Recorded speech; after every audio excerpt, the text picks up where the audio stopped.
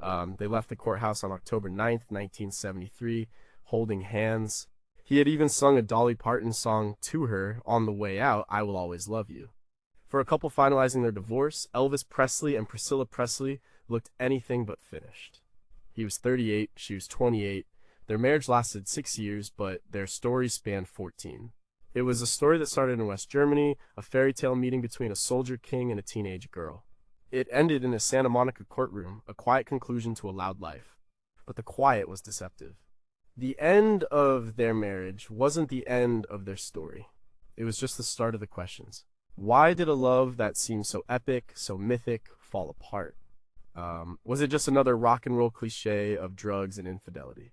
Or is it something stranger, a story of control, loneliness, and a girl who had to escape a gilded cage to find herself? He died just 4 years later, leaving the questions to harden into legend. She became the keeper of the flame, the one left to explain a relationship that even she seemed not to fully understand. The hand-holding was the first puzzle. 2 decades later, we are still trying to piece the rest of it together. What really happened behind the closed gates of Graceland? Number 15, why did they leave the courthouse holding hands? It is one of the most famous divorce photos in history. Elvis in a dark blue suit, his sideburns thick, his face a little puffy. Priscilla, chic and poised in a belted blouse and pants, her hair perfectly coiffed. They are walking out of the Superior Courthouse in Santa Monica, California, and they are holding hands. A photographer captured the moment, and it became an enduring image of their breakup. It was confusing. Divorces are supposed to be bitter, angry endings. This looked like a gentle parting. The truth is, their divorce was unusually amicable. There were no public fights. No mudslinging in the press. The settlement was finalized quietly. Priscilla received a one-time payment of $725,000. She also got spousal support, child support for their daughter Lisa Marie, and 5% of Elvis's publishing royalties. It was a substantial sum, but considering Elvis's wealth, it was far from a predatory settlement. Priscilla never wanted to take him to the cleaners. She later said, I didn't want to be a statistic, another woman who took a man's money. She wanted independence, not a jackpot. The spirit of cooperation extended to the final day. The judge, Roosevelt Ridley, was reportedly struck by their cordiality. He commented on how they seemed to handle the proceedings with maturity and respect.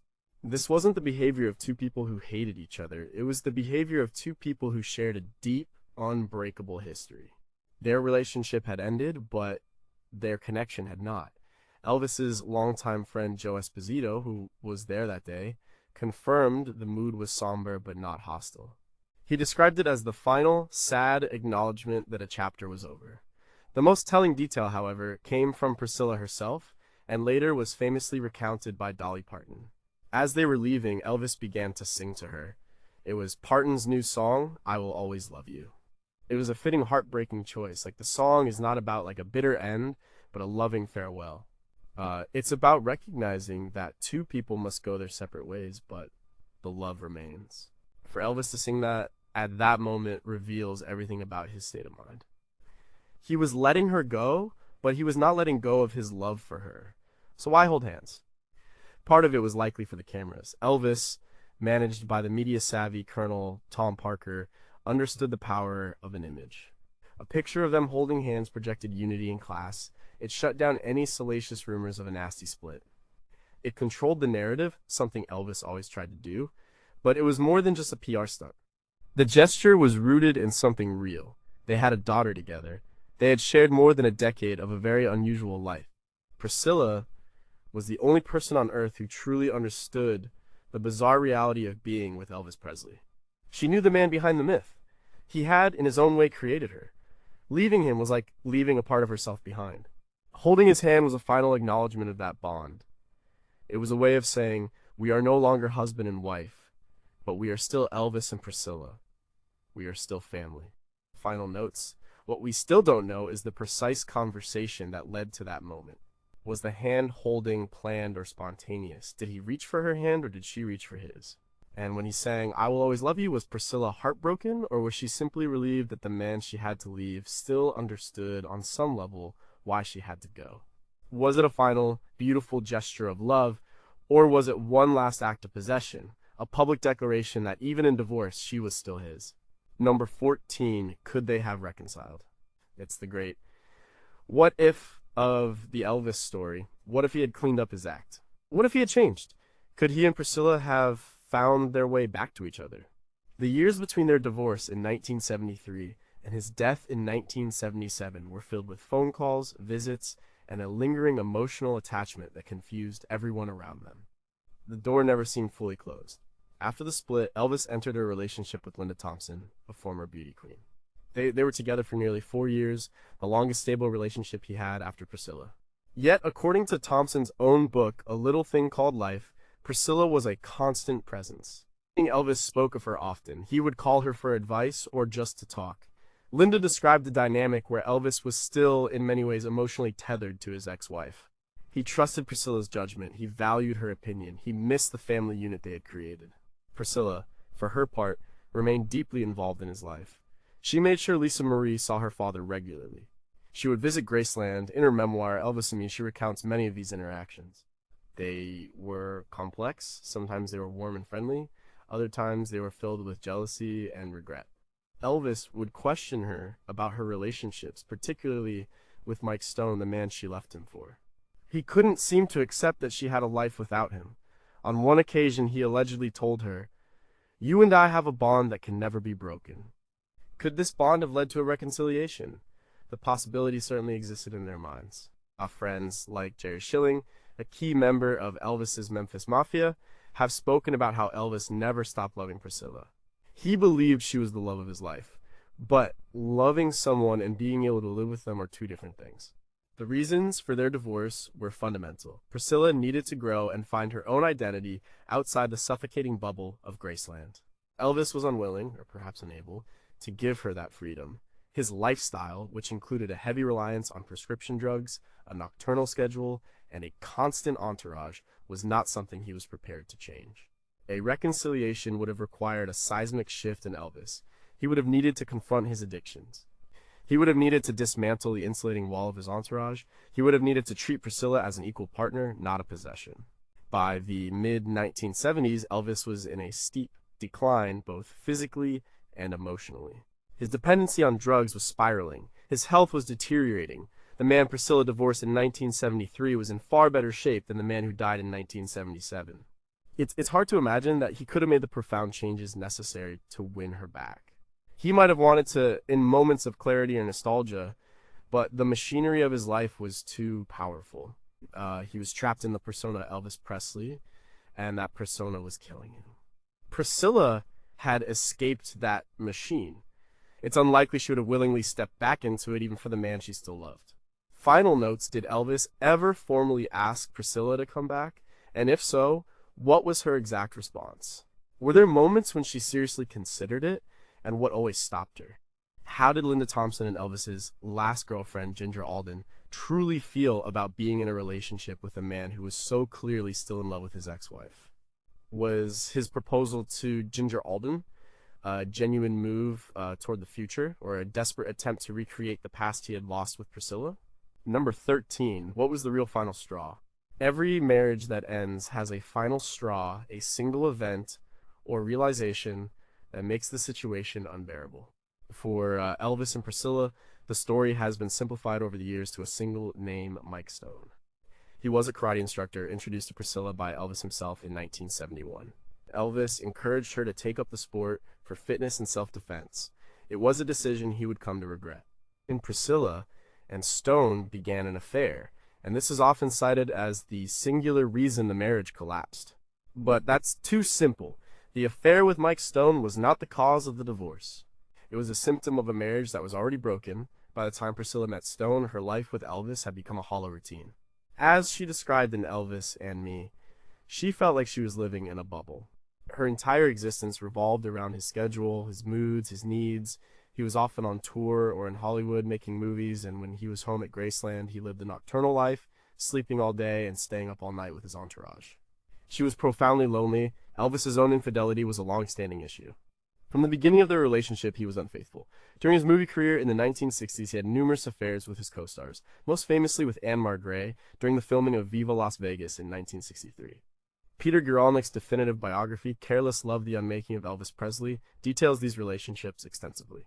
Priscilla was expected to stay at home in Memphis, a faithful Vestal virgin, while he was free to do as he pleased. She was aware of the rumors and the stories in the magazines. She tried to ignore them, but the double standard was a constant source of pain. The physical intimacy in their marriage had also dwindled. After Lisa Marie was born in February 1968, Elvis reportedly had difficulty seeing Priscilla as a sexual partner. He told her he couldn't make love to a woman who had been a mother. This was a devastating blow to a young woman.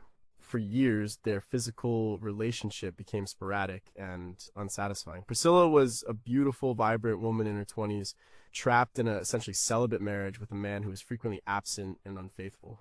So the affair with Mike Stone was the final straw, but not in the way people think. It wasn't just that she fell for another man. It was that through her relationship with Stone, Priscilla discovered what a normal relationship could be. Stone saw her as Priscilla, not as Elvis's wife. He talked to her, listened to her, and engaged with her on an intellectual and emotional level. For the first time, she felt seen as an individual. This experience showed her what she was missing. It gave her the strength and the perspective to realize she could not go back to her life as a beautiful doll in Elvis's glass house.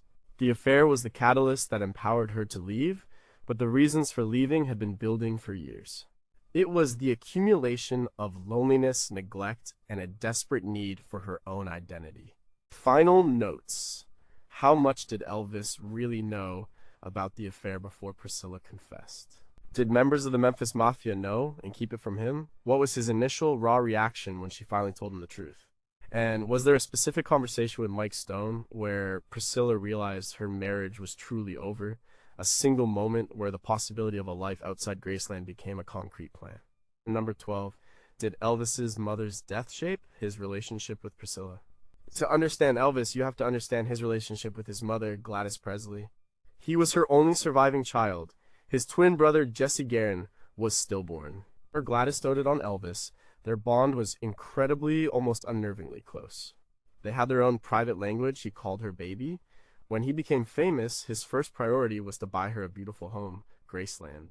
Her death from a heart attack in August 1958, when Elvis was 23 and stationed in Germany with the army, shattered him. He wailed uncontrollably at her funeral. Many, including members of his own family, say he never truly recovered from the loss. Just over a year later, in September 1959, he met 14-year-old Priscilla Beaulieu. The timing significant. He was still deep in grief, thousands of miles from home and lonely. He saw in Priscilla a blank slate. She was young, innocent, and malleable. He could shape her into his ideal woman. But was he also, consciously or unconsciously, looking for a replacement for the unconditional love he had lost? There are compelling arguments for this. Priscilla herself noted that Elvis seemed drawn to her innocence. He wanted to protect her and mold her. In Elvis and Me, she describes how he dictated her hair color jet black, like her makeup heavy eyeliner and her clothes bold colors, never prints. This was not just a boyfriend with strong opinions, it was an act of creation. He was building his perfect companion. This level of control echoes the possessive, all-encompassing love he shared with Gladys. Furthermore, Elvis seemed to want to preserve Priscilla in a state of perpetual innocence, much like a cherished memory. He put her on a pedestal. When she moved to Graceland in 1963, she was enrolled in a Catholic girls' high school. She was expected to live a chaste life under his roof, even as he was having affairs in Hollywood. He was creating a pure, untainted presence at the heart of his home, a role his mother had once filled.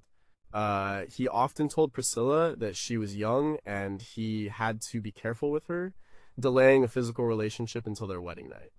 This idealization of her purity fits a pattern of someone trying to protect a precious, fragile thing, perhaps as a way of coping with the trauma of losing his mother so violently. The dynamic shifted after they were married, and especially after Lisa Marie was born. When Priscilla became a mother herself, she ceased to be the child woman Elvis had cultivated.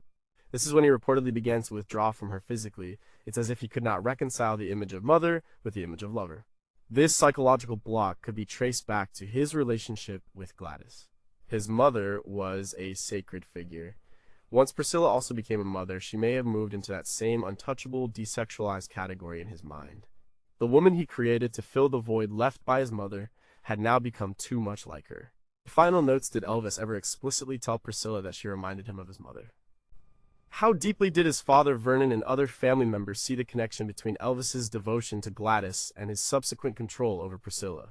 Was his obsession with Priscilla's youth and purity a conscious effort to rebuild a family that felt safe, or was it a darker, subconscious impulse he never understood himself? And if Gladys had lived, would he have ever married Priscilla at all? Number 11, was Priscilla's makeover a sign of love or control? When Elvis met Priscilla, she was a natural brunette with a fresh-faced girl-next-door look. By the time they married, she was a living doll, crafted to Elvis's exact specifications. Her hair was dyed jet black and teased into a towering bouffant. Her eyes were heavily lined in black. Her clothes were chosen by him. This transformation, which Priscilla detailed in her book Elvis and Me, is one of the most unsettling aspects of their relationship. Was it a romantic gesture, a man helping his love find her style? Or was it an extreme form of psychological control? From Elvis's perspective, it may have been an expression of love. He was the ultimate showman, a man who had curated his own iconic image. To him, appearance was everything. Shaping Priscilla's look was his way of bringing her into his world, of making her a part of his aesthetic. He would take her shopping, picking out outfits in bold reds, blues, and blacks. He disliked prints and muted colors. He taught her how to apply her makeup, insisting on more and more eyeliner to make her eyes stand out. He even insisted she get porcelain caps on her teeth to perfect her smile. For a man who lived his life on a public stage, making sure his partner looked the part was of paramount importance. He likely saw it as taking care of her, of making her beautiful for him and for the world. However, from a modern perspective, and certainly from Priscilla's later reflections, it looks like a clear-cut case of coercive control. He wasn't suggesting styles, he was issuing directives. He was not collaborating with her on a look, he was imposing his vision onto her. She had little to no say in the matter. She was a teenager, and he was the biggest star in the world. The power imbalance was immense. To please him, to keep his love, she went along with it. She wrote, "He taught me everything, how to walk, how to talk, how to apply makeup and get dressed. This is not the language of a partnership. It is the language of a creator and his creation." The control extended beyond her appearance. He wanted her to be available to him at all times, which meant she had to align her life completely with his nocturnal schedule. She was not encouraged to have her own friends or interests outside of his circle. Her world shrank until it was just Graceland, just Elvis and his entourage. The makeover was the most visible manifestation of this control.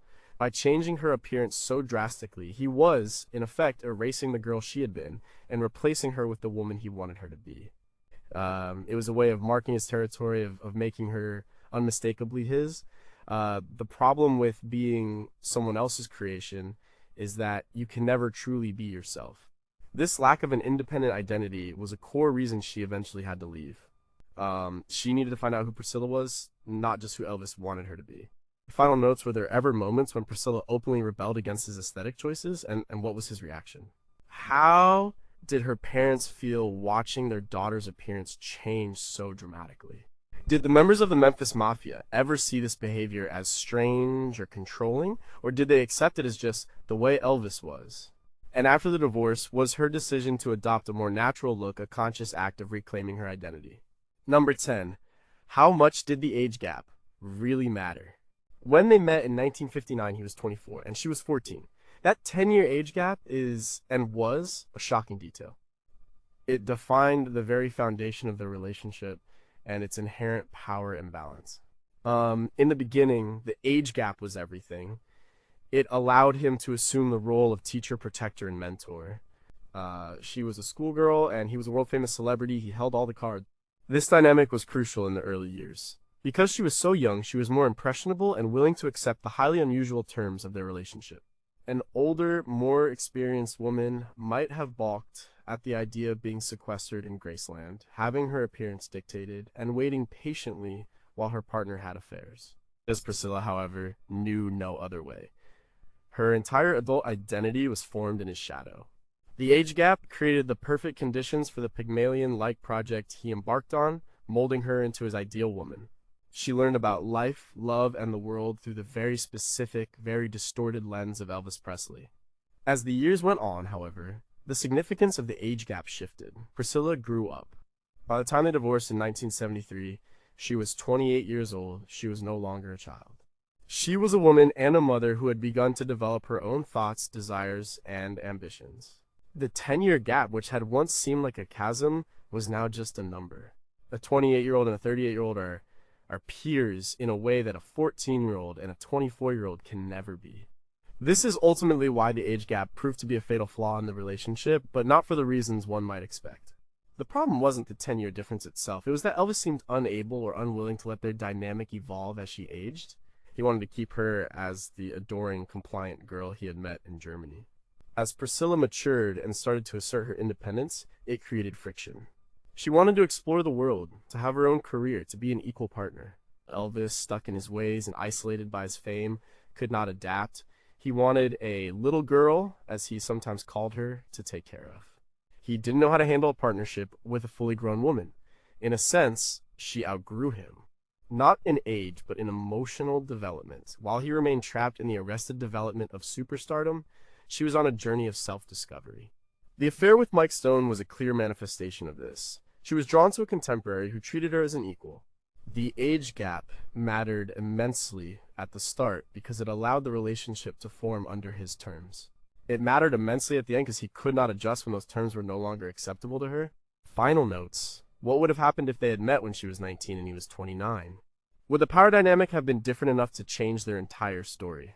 Did Elvis's friends ever express concern about the age difference, or was it accepted as part of his mystique? And how did Priscilla, in her late 20s, come to the specific realization that she had to leave to catch up with her own generation? Was it a gradual dawning or a sudden, life-altering epiphany? Number 9. What role did Colonel Parker play in the breakup? Colonel Tom Parker was Elvis Presley's manager. He was the architect of his career, a carnival barker turned master negotiator who made Elvis the biggest star in the world. He also played a significant, if indirect, role in the destruction of Elvis's personal life and marriage. Parker's influence was not about interfering in their domestic disputes, but about creating the very conditions that made the marriage unsustainable. Parker's primary, and perhaps only, goal was to maximize Elvis's earnings. After Elvis returned from the army in 1960, Parker steered him away from live performances and into a lucrative, but soul-crushing, series of Hollywood movies. From 1961 to 1968, Elvis starred in a string of formulaic, low-quality musical comedies. The films were profitable, but they were artistically empty. This period was devastating for Elvis's creativity and self-esteem. He hated the movies, he felt like a joke. His professional frustration bled into his personal life. He became bored, restless, and increasingly reliant on prescription drugs to cope with the monotony. A happy, artistically fulfilled Elvis would have been a better husband. Parker's business strategy created a miserable one. This period of movie making also necessitated Elvis spending long stretches of time in Hollywood away from Priscilla at Graceland. This separation created the perfect environment for his infidelities. It also deepened Priscilla's sense of isolation. While he was on set, surrounded by people, and often engaged in affairs, she was alone in Memphis. The lifestyle Parker engineered for business reasons was toxic for a marriage. Furthermore, Parker's legendary control over Elvis extended to his personal choices. The Colonel was vehemently against Elvis touring internationally. The official reason was security concerns, but the real reason, as detailed in Alana Nash's biography, The Colonel, was that Parker was an illegal immigrant from the Netherlands and feared he would not be allowed back into the United States if he left. This decision had a profound impact on Elvis. It trapped him. He longed to tour the world, to connect with his global audience, to experience new cultures. Being confined to the United States contributed to his sense of being a caged animal. This frustration and boredom surely made him a more difficult and detached husband. A world tour could have been a revitalizing experience for Elvis and perhaps for his marriage. Parker made sure it never happened. The Colonel's influence created an Elvis who was artistically stifled, bored, and trapped. This Elvis sought escape in drugs, food, and other women. This was the man Priscilla was married to. While Parker may never have said a word directly against their marriage. His relentless, self-serving management created the unhappy, unhealthy version of Elvis that Priscilla ultimately could not live with. He wasn't just managing Elvis's career, he was managing his life into the ground. Final notes: did Priscilla ever directly confront Colonel Parker about his influence over Elvis's career and, by extension, their life? Was Parker aware of how miserable the movie deals were making Elvis, and did he simply not care? If Elvis had fired the Colonel in the mid-60s and taken creative control, could he have saved both his career and his marriage? And what was the true nature of the financial arrangement between them that gave Parker so much power he couldn't be defied? Number 8, was their marriage ever a real marriage? This question cuts to the heart of the Elvis and Priscilla story. On the surface, it had all the trappings of a marriage. They had a wedding ceremony on May 1st, 1967 in Las Vegas. They had a child, Lisa Marie. They lived together at Graceland, but was the substance of a real partnership ever truly there? The evidence suggests that for most of its existence, it was more of a performance than a partnership. From the very beginning, the relationship was built on an unequal foundation. He was the star, she was the fan. He was the creator, she was the creation. A real marriage involves two whole individuals coming together. Priscilla was not allowed to be a whole individual. Her life was a reflection of his. She existed to meet his needs. As she wrote, "My life was his life. He had to be happy. My problems were secondary." This is not the description of a healthy, reciprocal relationship. The daily reality of their life together also lacked the basic elements of a normal marriage. They rarely went out. They didn't have dinner parties with other couples. Their home was constantly filled with Elvis's entourage, the Memphis Mafia, meaning they had almost no privacy. There was no who's against the world dynamic. It was Elvis and his court, with Priscilla as the queen, but a queen with no real power. They didn't share mundane, everyday experiences. They couldn't go to the grocery store or a movie theater. Their entire existence was hermetically sealed inside the Graceland bubble. Furthermore, a key component of a marriage is shared growth. Ideally, two people grow and evolve together.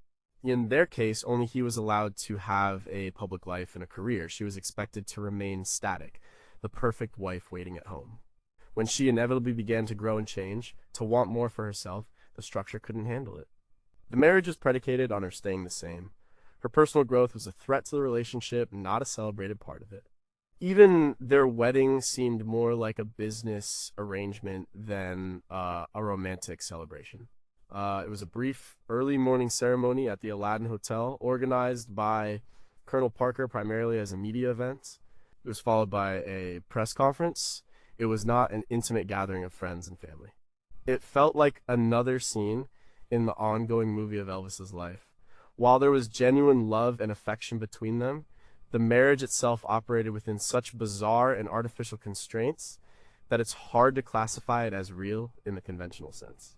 It was a fantasy, a fairy tale constructed by Elvis. And like many fairy tales, it had a dark, unsettling side that couldn't be sustained in the real world.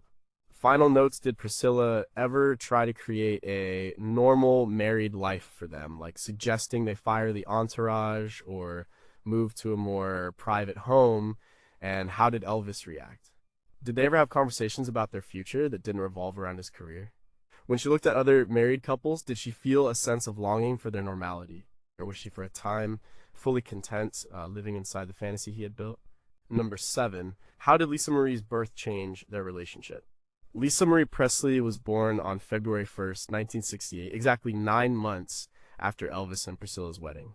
Her birth should have been a joyous event that brought them closer together. In some ways it was. Elvis was reportedly thrilled to be a father. He doted on his daughter. The image of Elvis as a loving dad became a new cherished part of his public persona.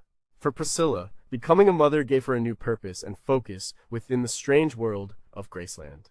However, the arrival of Lisa Marie also marked a profound and negative turning point in their marriage. It was the moment, according to Priscilla, that their physical relationship effectively ended. In Elvis and Me, she writes that Elvis was reluctant to be intimate with her after she had given birth. He had an old-fashioned and frankly disturbing psychological hang-up about mothers. He had put Priscilla on a pedestal as a pure virginal figure for years. Once she became a mother, that image was complicated. In his mind, she transitioned from a sexual partner to a maternal figure, and he seemed unable to bridge that gap. This sexual withdrawal had a devastating effect on Priscilla. She was only 23 years old. To be rejected by her husband at such a young age, and for a reason so tied to the beautiful act of bringing their child into the world, was deeply confusing and hurtful. It exacerbated her feelings of loneliness and isolation. She was now a mother, but she was also a wife in a celibate marriage. This created an emotional void that made her vulnerable to seeking affection and validation elsewhere. The birth of Lisa Marie also highlighted the deep-seated problems in their lifestyle. Elvis was not a hands-on, day-to-day father. His nocturnal schedule and reliance on prescription drugs were not conducive to raising a child. While he loved his daughter, the actual work of parenting fell almost entirely on Priscilla, with the help of maids and nannies. This created a new kind of distance between them. She was living in the world of a new mother of schedules, feeding times, and sleepless nights. And he was still living in the world of Elvis, a world of all-night movie marathons and spontaneous trips to Las Vegas. So while Lisa Marie was a source of immense love for both of them, her birth ironically created the fissures that would ultimately crack the marriage apart. It ended their physical intimacy, it highlighted their incompatible lifestyles, and it pushed Priscilla further into a role where the non-sexual maternal figure that Elvis seemed to require, but which she could not emotionally sustain. She had fulfilled her duty by providing him with an heir. After that, her role as a wife, in the fullest sense of the word, became unclear. Final notes was Elvis's sexual withdrawal, an immediate and total shift after the birth, or was it a gradual decline? Did they ever see a counselor or doctor to discuss this issue, or was it an unspoken tension between them? How did Elvis reconcile his image as a sexual icon with his private inability to be intimate with his own wife? And did he ever express regret over this, or did he see it as a natural and acceptable state of affairs? Number 6. Did Priscilla's affair save her life? This might seem like a dramatic question, but it gets to the core of Priscilla's experience. When she began her affair with karate instructor Mike Stone in 1972, it was a profound betrayal of her marriage vows.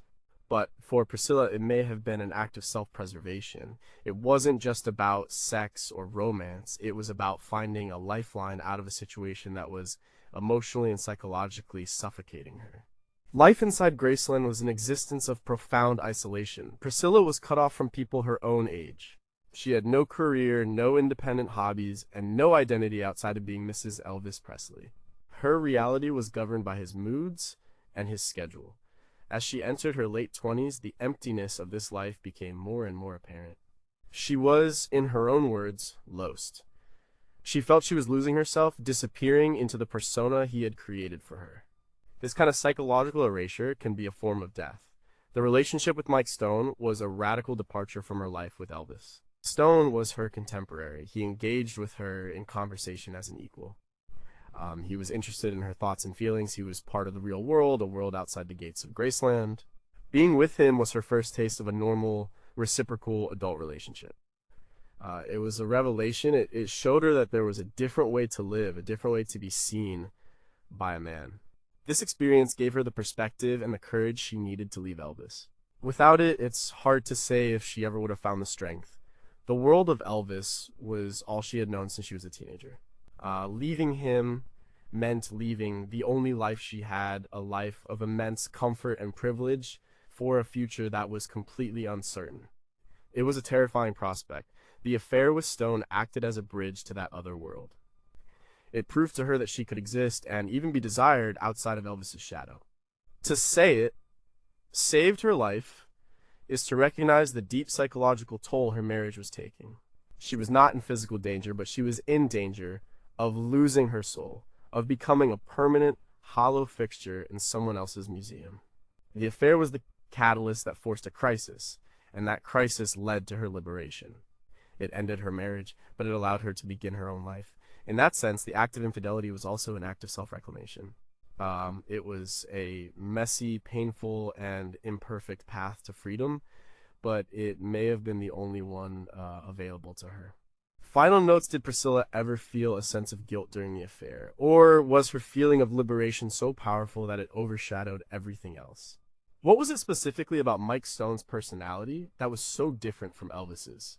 Did she see a long-term future with Stone, or was he always, on some level, a means of escape? And if she hadn't met Stone, is it possible she would have remained with Elvis until his death, a prisoner in a gilded cage? Number 5, why did Elvis wait so long to have a child? Elvis and Priscilla were married in May 1967. Lisa Marie was born exactly 9 months later, in February 1968. On the surface, it seems they started a family immediately, but the real question goes back further. Priscilla moved to Graceland in 1963. They were a couple, living under the same roof for 4 years before they married. Why did Elvis, who often spoke of wanting a family, wait until 1967 to get married and have a child? Part of the answer lies in his career, as managed by Colonel Parker. The 1960s were the peak years of Elvis's Hollywood movie career. The image of Elvis as a young single romantic lead was crucial to selling tickets and records. A wife, and especially a child, would have complicated that image. The Colonel was notoriously protective of the Elvis brand. It is highly likely that he advised Elvis to remain officially single for as long as possible to maintain his appeal to his vast female fan base. Marriage and fatherhood were seen as a potential career risk. Another factor was Elvis's own complicated feelings about Priscilla's youth. When she moved in, she was still a teenager finishing high school. He was very conscious of the public perception of their relationship. He was protective of her and himself from any potential scandal. He insisted on a long, chaste courtship, at least publicly. He may have felt it was important to wait until she was older, and they could be married properly before starting a family. He was, in his own way, a traditionalist. He wanted to do things in the right order: courtship, then marriage, then children. But there may have been a deeper, more personal reason. Elvis was a man who needed to be in complete control. A child introduces an element of chaos and unpredictability into a life. It demands selflessness and a shift in priorities. For a man whose entire universe revolved around his own needs and desires, the prospect of that seismic shift may have been daunting. He was the perpetual child, in some ways taken care of by his entourage and his father. Becoming a father himself would mean he would finally have to be the adult in the room. He may have been hesitant to take on that responsibility. When he finally did decide to get married, it was almost abrupt. Some biographers, including Peter Guralnick, suggest that pressure from Priscilla and her father, who was growing impatient with the ambiguous nature of their relationship, forced his hand. He may have realized that he was in danger of losing her if he didn't commit. Once the decision to marry was made, starting a family immediately was the logical next step. It's as if once he crossed the threshold of marriage, he was ready to embrace all of it. But the 4-year delay between her moving in and their wedding suggests a deep-seated reluctance that was likely a combination of career pressure, public perception, and a personal fear of the immense responsibility of fatherhood. Final notes: was there a specific conversation or event in late 1966 or early 1967 that finally made Elvis decide to propose? How much direct influence did Priscilla's father have in pushing for the marriage? Did Elvis ever express his own fears or hesitations about becoming a father to his close friends?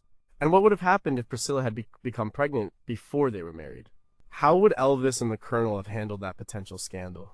Number 4, did Elvis's drug use destroy the marriage, or was it a symptom? Elvis's prescription drug abuse is a central tragedy of his life and a key factor in his early death. It is easy to point to his drug use as the primary reason his marriage failed. His dependency on a cocktail of uppers, downers, and painkillers certainly made him an erratic, difficult, and often absent husband. It fueled his paranoia, his mood swings, and his isolation. It is impossible to have a healthy partnership with someone in the grip of such a powerful addiction. The drugs undoubtedly contributed to the breakdown of the marriage. Priscilla described his unpredictable behavior in Elvis and Me. There were nights when he would be energetic and talkative, and others when he would be withdrawn and sedated. He would have angry outbursts. This created a climate of instability and fear. It was impossible for her to know which version of Elvis she would be dealing with from one day to the next. This is a classic hallmark of living with an addict. The addiction becomes the third person in the relationship, and it calls all the shots. His drug use also widened the gulf between their lifestyles. While Priscilla was trying to live a relatively normal life, he was living in a chemically induced haze, surrounded by enablers who supplied him with whatever he wanted. This was not a world in which a healthy marriage could thrive. His reliance on sleeping pills meant he kept bizarre hours, further isolating her. The drugs were a wall between them, a barrier she could not penetrate. However, to say the drugs alone destroyed the marriage is too simplistic. It's more accurate to say the drug use was a symptom of the deeper problems that were already present. Elvis didn't start using drugs because he was married. He had been using them since his time in the army in the late 1950s, primarily stimulants to stay awake on duty. His use escalated in the 1960s to cope with the pressures of fame, the boredom of his movie career, and his chronic insomnia. The drugs were his way of coping with the immense loneliness and emptiness of his life. He was the most famous man in the world, yet he was profoundly isolated. His marriage did not cause this emptiness, nor could it cure it. In fact, the pressures of being a husband and father may have exacerbated the underlying issues that drove him to use drugs in the first place. He was using drugs to escape a reality that he found unbearable. That reality included the gilded cage of fame, artistic frustration, and perhaps the very domesticity that marriage represents. The drugs were a symptom of his unhappiness, and that unhappiness was toxic to their relationship. The marriage didn't fail because he was a drug addict. It failed because he was a deeply troubled man, and his drug addiction was the most destructive manifestation of that trouble. Final notes: did Priscilla ever attempt a direct intervention regarding his drug use? What was the role of Elvis's personal physician, Dr. George Nicopolis, in enabling his addiction during the years of their marriage? Were there periods of sobriety, and was their relationship better during those times? And did Elvis himself ever acknowledge he had a problem and that it was affecting his family? Number 3, was Priscilla a victim or a willing participant? The story of Priscilla Presley is often framed as a fairy tale, but it can also be read as a cautionary tale. Was she a helpless victim, a young girl swept up and controlled by a powerful man? Or was she a willing participant, someone who understood the bargain she was making and enjoyed the benefits of her unique position? The truth is, she was likely both at different stages of their relationship. In the beginning, it is hard to see her as anything other than a victim of circumstance and manipulation. She was 14 years old when she met a 24-year-old global superstar. The power differential was astronomical. She was a child. He was an adult with immense wealth, fame, and influence. The grooming process, the makeover, the isolation, the complete control over her life was something a teenager could not be expected to fully comprehend or resist. She was in love, and she did what was necessary to maintain that love. In this phase, she was a passenger in a life being driven by someone else. She had very little agency. When she moved to Graceland, she was still a minor, living under the care of Elvis and his father. Her parents in Germany only agreed to the arrangement on the condition that Elvis would eventually marry her. She was essentially handed over, her future predetermined. She lived a life of luxury, but it was a life of confinement. Her choice to participate was made under conditions of extreme pressure and influence. However, as she grew older, the lines began to blur. She became a woman. She was the mistress of Graceland, a position of considerable status. She enjoyed the designer clothes, the cars, the travel. She was part of an exclusive inner circle. To some extent, she became a willing participant in the strange world of Elvis Presley. She understood the rules and learned to navigate them. She wasn't just a passive doll, she was an active part of the household and the myth. She chose to stay, she chose to marry him. These were the choices of an adult, albeit an adult whose entire worldview had been shaped by a very unusual environment. The turning point came when her role as a willing participant was no longer enough. The benefits of the lifestyle no longer outweighed the costs to her personal freedom and identity. Her decision to have an affair, and ultimately to leave, was the moment she broke from being a participant and asserted herself as an individual. It was the moment she rejected the terms of the bargain she had lived by for more than a decade. So the narrative is not static. She began as a victim of a power imbalance, evolved into a willing, if constrained, participant in a fantasy, and ultimately became a survivor who chose to reclaim her own life. Final notes looking back. Does Priscilla see herself more as a victim or as a young woman who made a series of choices? How did the perception of their relationship by the public and the media influence her own understanding of her role. Did she ever try to assert her independence in smaller ways before the final break? And were those attempts shut down? And what does it say about our culture that this story was for so long romanticized rather than scrutinized? Number 2, did Elvis ever truly get over her? Elvis Presley died on August 16th, 1977, less than 4 years after his divorce from Priscilla was finalized. In that time, he had 2 serious relationships, first with Linda Thompson and then with Ginger Alden, to whom he was engaged at the time of his death. Yet, the consensus among those who knew him best is that he never ever got over Priscilla. She remained the central female figure in his life, the standard against which all others were measured. His relationship with Linda Thompson was the most significant post-Priscilla. Linda was devoted to him and tried to care for him through some of his darkest years of drug abuse. But in her own accounts, she was always living in Priscilla's shadow. Elvis would talk about Priscilla constantly. He would reminisce about their life together. He would call Priscilla on the phone while Linda was in the other room. According to some reports, late one night, a few months before he died, he even called Priscilla and asked her to come back to him. His actions speak volumes. He sought out women who bore a physical resemblance to Priscilla. Both Linda Thompson and Ginger Alden were beautiful brunettes, fitting the type that he had so carefully crafted in his wife. It was as if he was trying to cast a replacement for a role that had been vacated. But a replacement is not the real thing. Friends like Jerry Schilling have stated that while Elvis cared for Linda and Ginger, the epic, life-defining love he felt for Priscilla was in a different category. The divorce itself was a massive blow to his ego and his heart. He was Elvis Presley. People didn't leave him. Priscilla's departure was a rejection he couldn't fully process. He had created her, and his creation had walked away. This was a wound that never healed. He was haunted by the family he had lost. He missed not just Priscilla, but the life they had together with Lisa Marie. He wanted the ideal of the perfect family, and with the divorce, that ideal was shattered forever. His music in his final years often reflected a deep sense of loss and loneliness. Songs like Always on My Mind, which he recorded shortly after their separation, are impossible not to interpret as a direct message to Priscilla. The lyrics speak of regret, of not appreciating a love until it's gone. It's the sound of a heartbroken man. While he tried to move on to build a new life, the evidence overwhelmingly suggests that a significant part of his emotional landscape was forever occupied by Priscilla. He had other loves, but she was the love of his life. He lost her, and he spent the rest of his short life trying and failing to fill the void she left behind. Final notes. What was the exact nature of his final phone calls to Priscilla in the months before his death? Did Linda Thompson or Ginger Alden ever feel that he was truly in love with them, or did they always know they were competing with a ghost? If he had lived, would he have continued to propose to new women, forever seeking a Priscilla substitute? And was his inability to get over her a sign of his great love, or a sign of his pathological need for control, a refusal to accept that something he owned was no longer his? Number 1, what if they had never left Germany?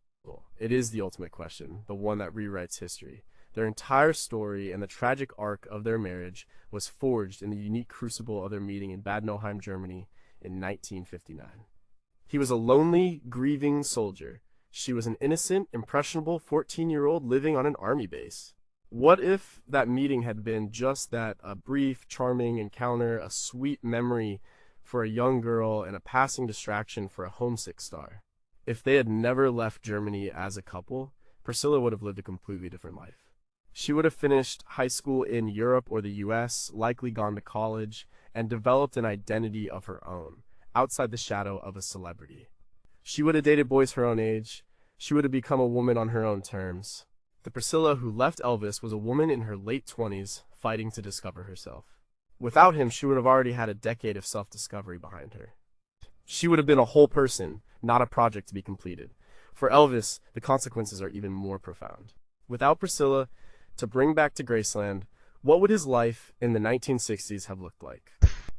He would have returned from the army a single man. Perhaps his notorious affair with his Viva Las Vegas co-star Anne Margaret in 1963 would have blossomed into something more serious.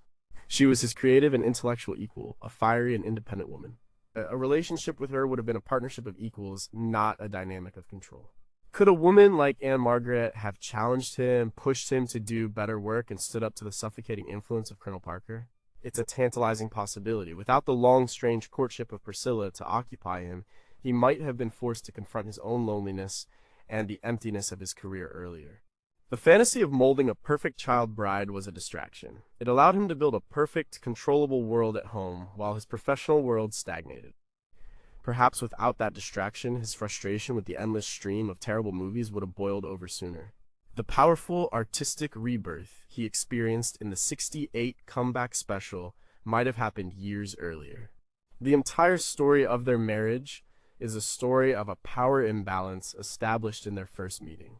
Every problem, the control, the isolation, her loss of identity, his inability to see her as an equal, can be traced back to that moment in Germany. If they had never left that room as anything more than acquaintances, two of the great sad dramas of the 20th century might have been averted: the story of a girl who lost her youth, and the story of a king who built a beautiful prison for the woman he loved, only to find himself trapped there as well, alone. Final notes: is there any scenario where a relationship that started with a 14-year-old and a 24-year-old could have ended happily? Did his friends in Germany try to warn him about the potential problems of getting involved with someone so young? What did Priscilla's parents truly think they were agreeing to when they let their daughter go to Graceland? And ultimately, was their tragic love story destined from the start a consequence not just of their ages, but of the impossible, isolating reality of being Elvis Presley?